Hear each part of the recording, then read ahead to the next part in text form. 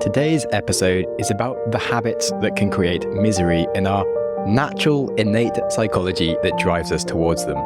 This episode will help you take a look at your life and actually see how perfect so much of it is, and help you stop looking for the next secret door that's going to lead you to your real life, or to help you stop waiting, because this life is it. It is your only life. There's nothing else.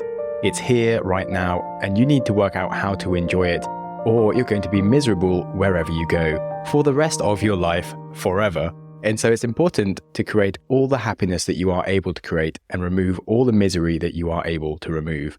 Every day will allow you and invite you to add something to the pleasure of others or to diminish something of their pains. So hopefully today I can do just that for you and add an abundance of positivity into your life by helping you purge that negativity in yourself and for those around you.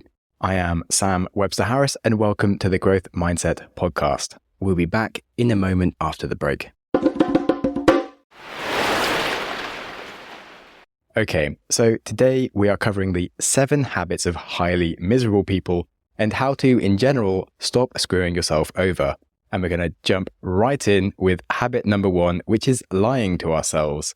And I'm going to go deeper into an interesting form of lying to ourselves, which is a psychological argument called the Mott and Bailey argument style. And this creates the illusion of correctness for ourselves and gives us the feeling of general righteousness, but it's actually a way of blinding ourselves from reality. It's called the Mott and Bailey because it's based on a medieval type of defendable settlement. There was the common area for living in that was the bailey, where most people spent their days. You could keep your cattle, have sizable homes, etc. It's where you wanted to be. But it was a weaker area to defend, and so if you were ever under attack, you could retreat into the smaller but very well fortified motte with large stone walls and places to shoot arrows out of, etc. So most people didn't live in the motte, apart from perhaps the lords of the town, etc. But everybody could retreat into the motte in times of need. Now, the reason this argument style is called the Mott and Bailey fallacy is that it is an analogy for our own argument styles about the things we do in our habits. We might have a habit or general belief that's a nice place to spend our time. Like the Bailey, it's easy and convenient for us to spend our lives there, basically. But if we're ever challenged on this thing that we're doing, we find it very hard to defend. So we retreat from this specific belief that isn't very easy to defend into our motte, which is a very similar belief, but very defendable. And this turns a weak argument into a strong argument and conveniently forgets the fact that the argument isn't actually the same thing and that the weakly argued habit or belief doesn't serve us and we're arguing for the wrong things. So for an extreme example, you might say something like, cats are amazing. I think that cats deserve free healthcare and just to be treated with complete human rights. And if your friend comes to you and says this is a bit of an extreme view, it's not very practical to create like complete human rights for all cats. We don't need to give cats the vote, etc. You might feel that your direct argument about cats getting human rights is a bit weak and go for a stronger argument like saying, you really hate cats. Only a cat hater would say that. As opposed to looking at the practicalities and weakness of your argument, you're now attacking them from a stronger position of them being a cat hater. And for ourselves, it might be something very subtle, like procrastinating on something important and difficult to do, but calling it self-care because we need to take some time to look after ourselves. And, self-care is important. Self-care is mental health. So we need to take this time to do this thing, even though it's actually not the urgent, important thing. And if we tried to argue that cleaning the flat, having a shower, having a day chilling is more important than doing our really hard work, it doesn't sound very good. But if we say we need to do self-care and look after our mental health, it sounds much better. It might be something like taking drugs, but calling that an act of self-care because we need to smoke that joint to relax. So that was my first example, but the whole concept of lying to ourselves comes up basically in all of the other bad habits that we can create. And being truthful to ourselves is an essential step to fixing any problem by building awareness of it. So on that, let's go on to habit number 2, which is procrastination, and also in general, waiting. So when it comes to procrastination, this habit is less about procrastination itself and more about honesty. As I just said in the last example from the Mott and Bailey style of arguing to ourselves, it can lead to lying to ourselves about procrastination if we have some important decisions or some important work to do and just avoiding getting on to this new project. When we say that something is self-care or just come up with any other reasons to do something, we can just over-amplify the importance of the other reasons. We're just totally lying to ourselves about the importance of the actual decision or difficult thing that we have to do. But it is only by doing those things that scare us that we truly tackle the big things and create a better life, which is actually self-care. But in the moment, we'll accept the lie easily and quickly to allow ourselves to procrastinate and do other unimportant things. What we don't realize is that by using the easier label of self-care, we can actually be harming ourselves and eroding our own self-respect. We'll start believing that many things around us are perhaps too hard for us to take on, that we aren't capable or worthy of doing something better. We weaken ourselves and our self-beliefs. And because if we become weaker, we then need to practice even more self-care as we become increasingly fragile. And so you have to break out of this loop before it lets you end up wasting your life.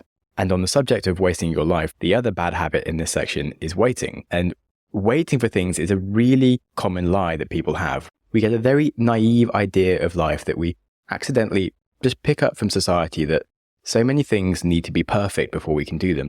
That love is a perfect thing that has to be completely wonderful for us to go into it, otherwise it's not worth doing. That maybe incredible people were actually born geniuses or were suddenly struck by a lightning bolt of inspiration that led them to do this genius work. And that can lead us to just wait for some incredible, brilliant thing to happen to us, instead of doing the slow, dedicated work towards it.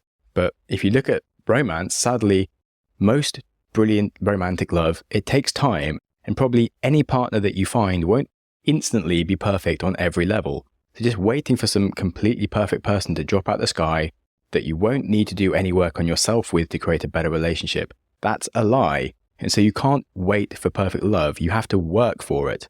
In the same way with businesses, like most brilliant businesses weren't started in the form that we see them today. They iterated over many imperfect ideas to get to where they are. Twitter, which you may or may not think is a brilliant business anymore, was originally a podcast app before it became Twitter.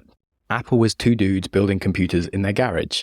If you wait for things to be completely perfect, whether it's a perfect idea or a perfect career or something, you're just not going to make any progress towards it. Instead, we need to start with something, gain experience in life, in our careers, being an entrepreneur, etc., and improve as we go along to build something that actually is then really good. And sure, it's true that we probably deserve something better than whatever it is that we could start doing right now, be that love or work, but it's ultimately a very convenient lie that blinds us from the work we need to do to build the life that we deserve. And it causes us to wait. And so many people have this sense of entitlement to something that's really, really good. And then they just seem surprised that they sort of accidentally seem to get older with nothing interesting happening in their life. And it's like, you just have to go and do it for yourself. And moving on to the third bad habit, which is victimhood and avoiding personal responsibility. Kind of related to the last habit, but in a different nuance, so we'll dive in. Lemony Snicket said that oftentimes when people are miserable, they will want to make other people miserable too, and it never helps them. And yes, negativity not only brings you down, but it also brings down those around you. When we constantly dwell on negative aspects of life, including perhaps our past mistakes, perceived injustices, or potential future problems, they can perpetuate a sense of victimhood and just hopelessness for ourselves. Negativity can overshadow any positive experiences and opportunities, and will often lead you to missing out on the opportunities that they just seem to fall into the laps of other positive people. And it's not that these positive people get given more opportunities, it's that they see them positively and take them instead of seeing potential threats or negativity everywhere. And if you see lots of things to complain about everywhere and you can't list lots of positive things in your life, if you feel like often people are trying to make you see the more positive sides of life, then you are probably being overly negative. And it's like a hard truth to accept. There's no point lying to yourself about it. And you do need to start taking personal responsibility for that, which is that negativity tends to cause a lack of personal responsibility. When you habitually blame external factors or other people for your problems and your failures in life, by doing that, instead of taking personal responsibility and ownership of any situation, you actually make things worse for yourself. Yes, it's convenient for your ego to shift blame externally and maybe blame like how you were brought up, past traumas, or perhaps the culture where you live, or issues in the economy, or perhaps the lack of opportunities in your field of work. Those might all be issues and things that could be blamed, but it's not going to help you move forwards. When you blame everything around you, it means you give away control. You remove your ability to do something about your problems and say that they're all caused by something else that you can't control. And that means nothing changes. All those problems you have around you stay there. You can complain about them all you want, but they won't change and your life will still have the problems that you currently have. not taking personal responsibility prevents you from learning how to deal with, prevents growth, and just leads to a feeling of powerlessness over one's life and won't get you anywhere. So, as Jocko Willink always says, just take complete ownership of everything and be responsible for your success instead of finding excuses that you can blame. And now on to habit number 4. That is money and our money story. As Daniel Kahneman said, that money does not buy you happiness, but a lack of money certainly buys you misery. And by not keeping yourself in control of money, it prevents you from doing what you want in life. It creates constant anxiety and cuts you off from a lifestyle that you want or opportunities that you would like to take. I dove quite deeply into some of the bad habits in money in my episode 14 Habits Keeping You Poor last year. But in general, just looking at a wider view of the money stories that we grow up with is perhaps one of the most important factors that drive the different habits that we have. If money became a source of arguments and conflict in your past, or your parents maybe weren't very good with money, it can be something that has a negative association for you. It can lead to people spending money to actually kind of get rid of it, because the concept of running out of money without them controlling it stresses them out more than if they control how to run out of money by spending it all, which sounds absurd, but it's a self-fulfilling problem that gives people a sense of control back, but obviously screws things over for them. Equally, the opposite problem can also be true. Some people can be so protective about money that they save so religiously that they actually never spend their money in a way that they can enjoy it, and they can't practically use that money to afford in their life any more luxurious choices, whether that means buying some nicer stuff or taking more holidays, looking after their mental health, for example, or perhaps even going into like a less well-paying career when they've achieved their sort of monetary success that they actually need, because they're so worried about constantly saving that they can't actually make that choice to work on something that they care about. That is also a disaster for your general overall life happiness. Another issue around money is that we can just take on the money story of those around us. So if we start making more money in a field where like everyone else is making money, let's say banking for the obvious example, but when there's lots of people around you making lots of money, you'll likely experience lifestyle inflation just to keep up with everybody else. That means buying the nice suit, getting a fancy car, going on expensive holidays, having a wonderful house, etc., all to kind of keep up appearances and to be able to hang out with everyone else and talk about the same sort of things. But that might not mean that you're using money for the things that you really want from life. It also means that you start having many outgoing bills that means it's impossible for you to afford to get off the treadmill of your high-paying job and spending habit to keep that mortgage, to keep that payment on the car, to keep going on these fancy holidays, to afford that like fancy partner who also wants to spend all your money as well. And so it can actually put you into a hole which you can't then get out of. Overall, money is one of the most important and essential tools for our happiness, but it can also create misery when we work for money instead of making money work for us. So understand your money story, and getting yourself to a better place around money is a really huge thing to stop you from being miserable and enjoy your life more. Having just talked about the dangers of friends that make you spend money in ways you shouldn't be spending, number 5 is the opposite, which is being too isolated. Social interaction is a fundamental human need. Even if your friends are idiots, like it's still better than nothing. It's crucial for mental and emotional well-being. Engaging with others provides support, a sense of belonging, and opportunities for personal growth and learning. When we lack social interaction, it just leads to feelings of loneliness, isolation, and significantly impacts our mental health and our physical health. Some of the mental health issues caused by this will be depression, anxiety, and stress, because we are just really social creatures. And when we do have a lack of interaction, it creates a weird sense of like emptiness and disconnectedness from society and just lack of purpose. When no one like is able to acknowledge what you've been up to in life, it just seems to kind of make everything a bit pointless. So mental health is one problem. Also, lack of interaction can lead to cognitive decline. This is especially more common in older people, and it's a really big accelerant of cognitive decline in the elderly.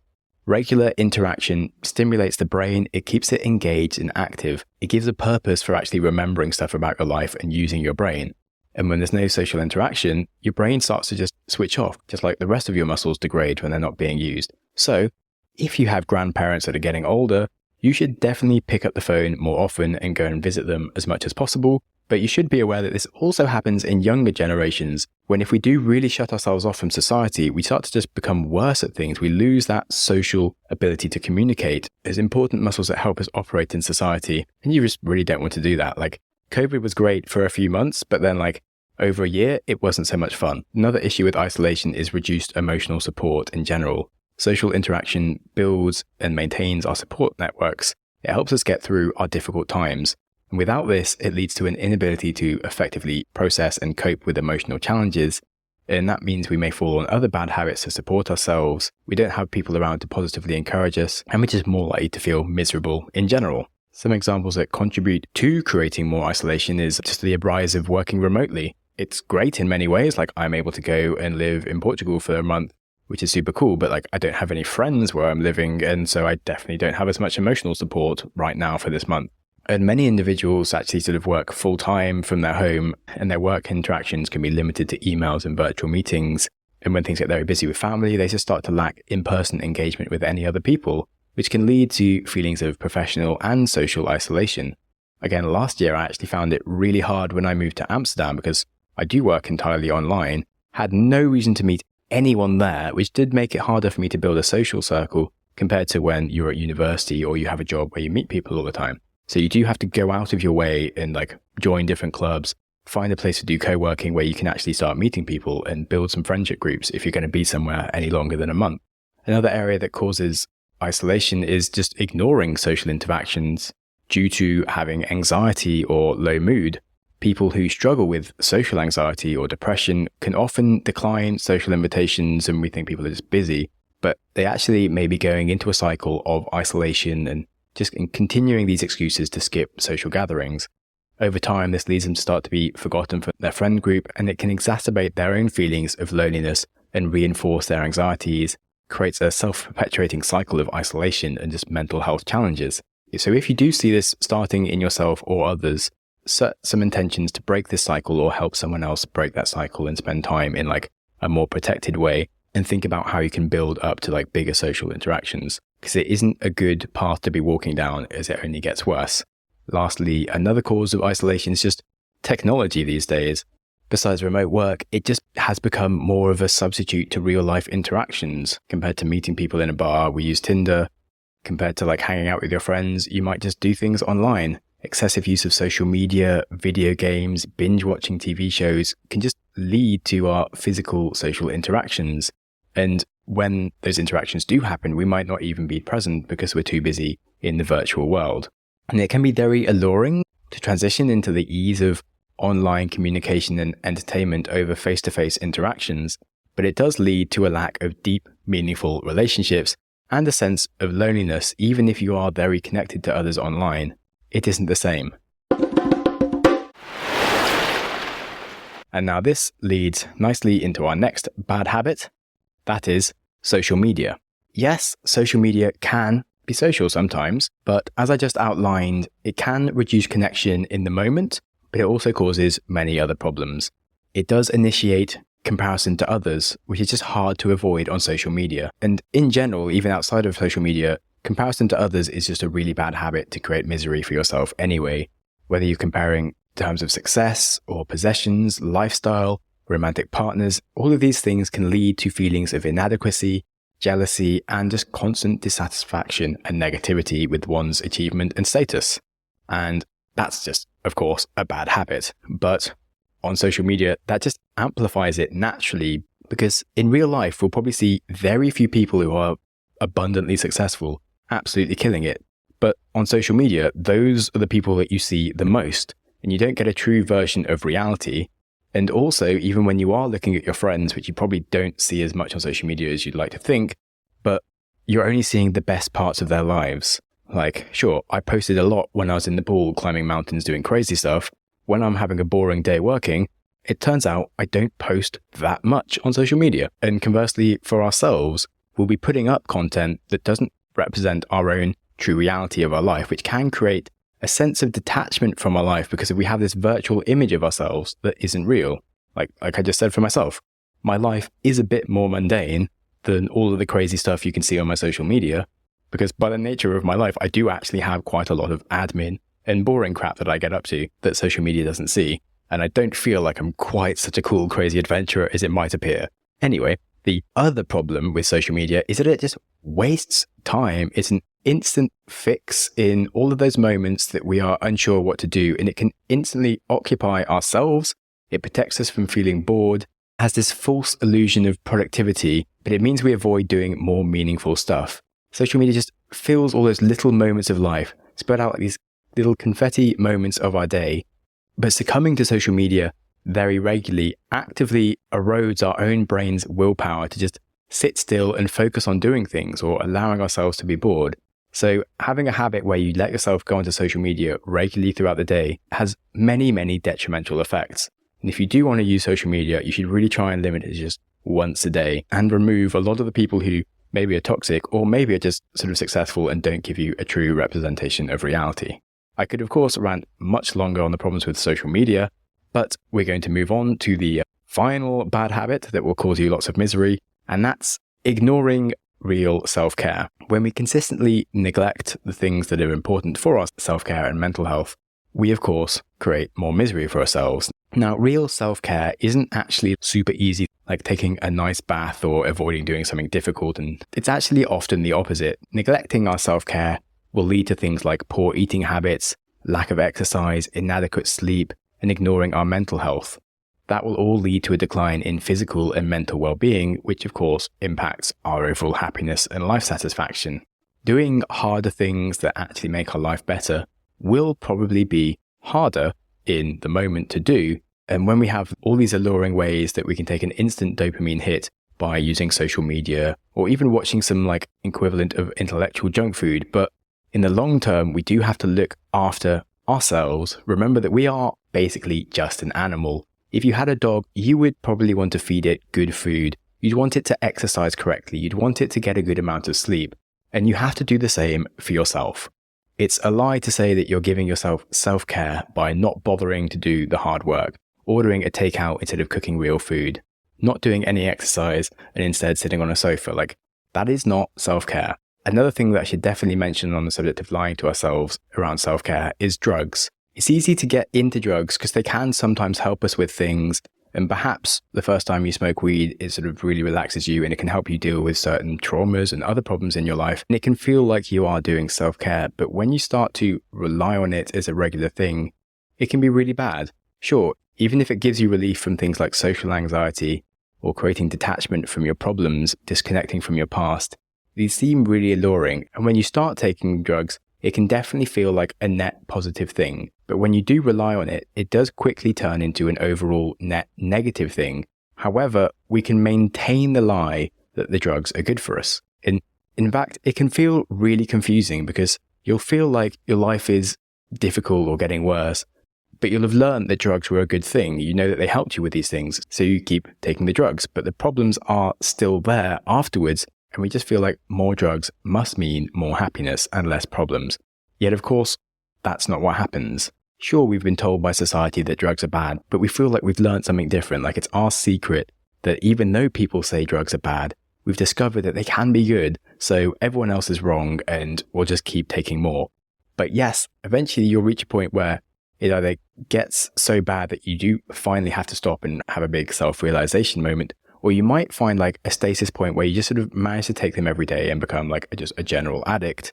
And it just sort of impacts the rest of your life and just keeps it quite negative. And you can stay in that place for years without really solving your bigger problems and thinking that you're doing something that kind of helps you to maintain the problem. And for many people, it's only when they finally do stop taking them for some reason that they feel like a whole weight has been lifted off their life and they can actually have the energy to start doing useful things and enjoying their real life again. Hopefully, if this relates to you at all currently, somehow you are able to work out that the drugs are a problem and maybe there are people around you that can support you and you can slowly find less reasons to do drugs and start to recognize the benefits of not having them without going through some like serious moment of a potential trauma that eventually kicks you out of the habit. And basically it's just working out where we are lying to ourselves and realizing the true reality of things, as I started with the Mott and Bailey argument style of lying to ourselves.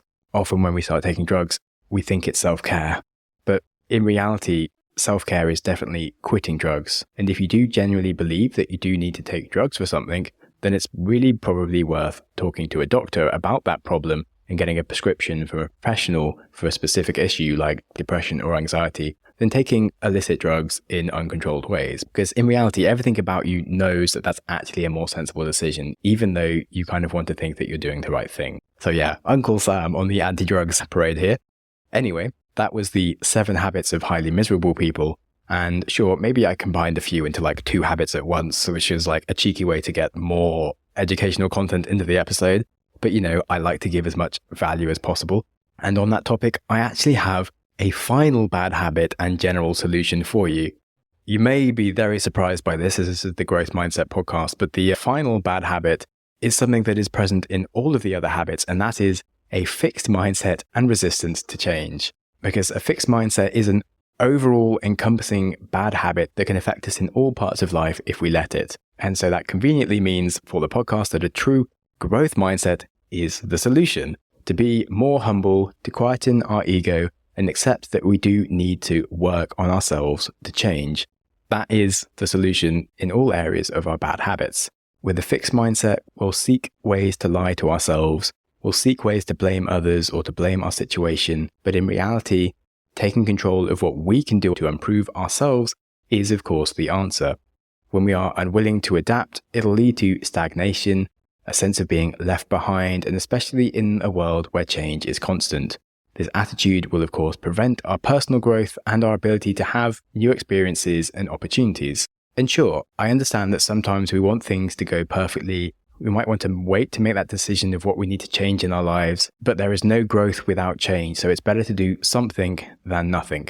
And if you want to encourage more growth mindset thinking in your life, well, you can probably listen to the podcast this year whilst you make this year your best year yet. Of course, whilst I am panicking about trying to make it in society as a real podcaster as opposed to doing other things with my life, one thing I am concerned about is whether I get any ratings on the channel. So you can help me with my anxieties by smashing a 5-star review onto Apple, Spotify, or YouTube, and that would be delightful. Of course, if you do have any questions or feedback, you can email me at growthmindsetpodcast@gmail.com or slap a comment on Spotify or YouTube, and I do read all the comments. Anything constructive is wonderful. Any questions are great, or just showing some love and appreciation will very much make me happy. And finally, of course, life is now. We experience it in the present moment, and you do need to be happy now instead of miserable. So don't wait for a secret next door to open in your life that's going to lead you to greater fulfillment, because there is nothing else. You are here now and you need to decide to enjoy your life now. Otherwise, as I said earlier, if you can't decide to enjoy your life, you are going to be miserable wherever you go for the rest of your life forever, which is very depressing and nobody needs to do that. And I certainly hope that you don't. So be kind to yourself today and every day, and whilst you're at it, be kind to someone else too. Thank you so much for listening. Go you! Your consistency to reach the end of an episode is legendary. My hero! If you have any ideas or feedback for the show, I'm always interested to hear from you. You're the best! Studies show we need time for information to sink in, so I'm going to give you a 5-second pause, silence, to reflect on one idea from the show before you jump back into your busy life. Ready and go.